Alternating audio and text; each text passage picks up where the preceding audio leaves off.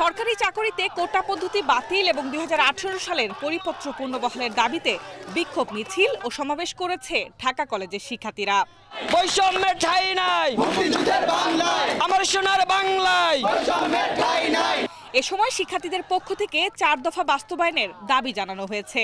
আন্দোলনরত শিক্ষার্থীরা বলছেন, কোটার কারণে সাধারণ মেধাবীরা বঞ্চিত হচ্ছেন।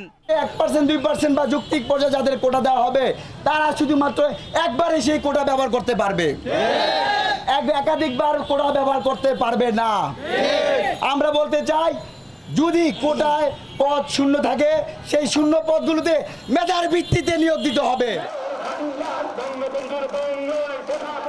একই দাবিতে ঢাকা রাজশাহী মহাসড়ক অবরোধ করে বিক্ষোভ সমাবেশ করেছেন রাজশাহী বিশ্ববিদ্যালয়ের শিক্ষার্থীরা। এ সময় দ্রুত কোটা সংস্কার করে সাধারণ শিক্ষার্থীদের কর্মসংস্থানের সুযোগ করে দেওয়ার দাবি জানান তারা। এদিকে কোটা সংস্কার ও কর্মসংস্থানের দাবিতে ব্রাহ্মণবাড়িয়া প্রেস ক্লাবের সামনে মানববন্ধন করেছে সাধারণ শিক্ষার্থীরা।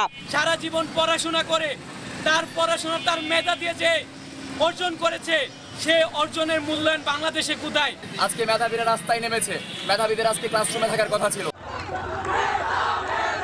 অপরদিকে টাঙ্গাইলে সরকারি চাকরিতে কোটা প্রথা বাতিলের দাবিতে মহাসড়ক প্রায় ১.৫ ঘন্টা অবরোধের পর দুপুর ১২টার দিকে অবরোধ তুলে নেয় শিক্ষার্থীরা।